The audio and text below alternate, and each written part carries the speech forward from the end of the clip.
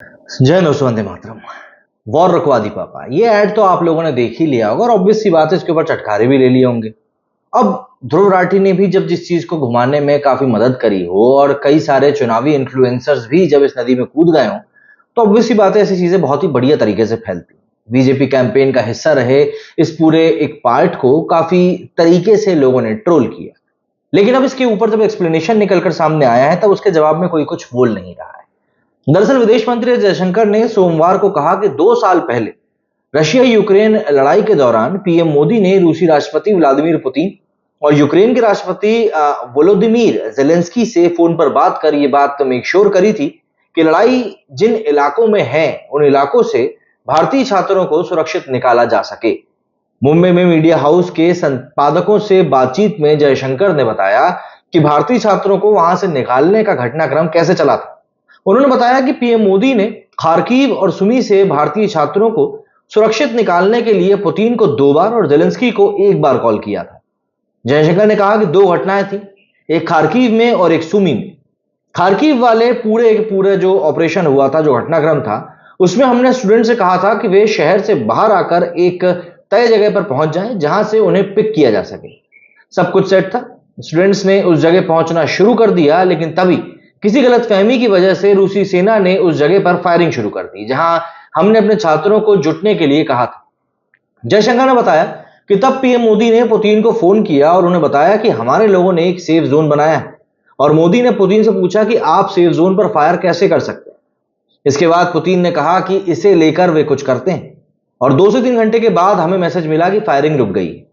जयशंकर ने बताया कि सुमी ऑपरेशन एक बड़ा ऑपरेशन था। एक शहर है सुमी जहां पर रुक रुक कर हमेशा फायरिंग हो रही थी और ऑटोमेटिक फायरिंग भी हो रही थी। वहां जो लोग फंसे थे वो काफी परेशान थे, उन्हें लगा कि वे अब यहां पर बुरी तरह फंस चुके हैं। ये जगह नॉर्थ की तरफ थी और जो लड़ाई का पूरा एरिया था उसके काफी करीब थी।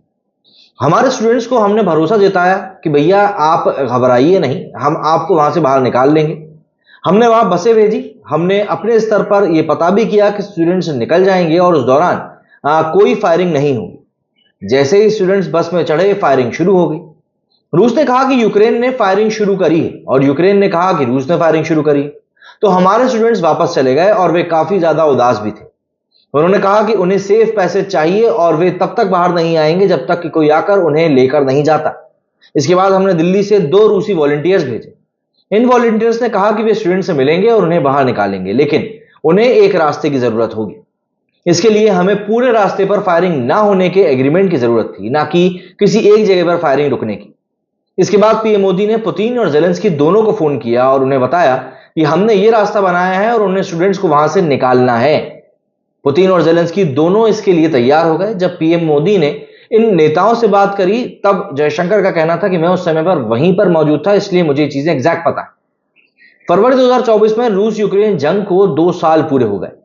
अमेरिका के आंकड़ों के मुताबिक जंग में अब तक रूस के करीब 1,20,000 यूक्रेन के 42,000 सैनिक मारे जा चुके हैं। यूक्रेन के 5 बड़े शहरों पर रूस का कब्जा भी है। दोनों देश समझौते के लिए तैयार हैं नहीं। यूक्रेन का कहना है कि जब तक रूस उसके राज्यों से कब्जा नहीं हटा लेता वो हमले जारी रखेंगे, जबकि रूस यूक्रेनी राज्यों से कब्जा छोड़ने के लिए तैयार नहीं है। अब कई लोगों के जहन में फिर ये बात भी आती है कि यार यूक्रेन जब इतना सा देश है तो रशिया जैसे बड़े देश से आखिर कैसे लड़ रहा है। देखिए, इसके पीछे अमेरिका है, यूरोपियन कंट्रीज हैं, काफी देश हैं जो लगातार यूक्रेन की मदद कर रहे हैं रशिया के खिलाफ।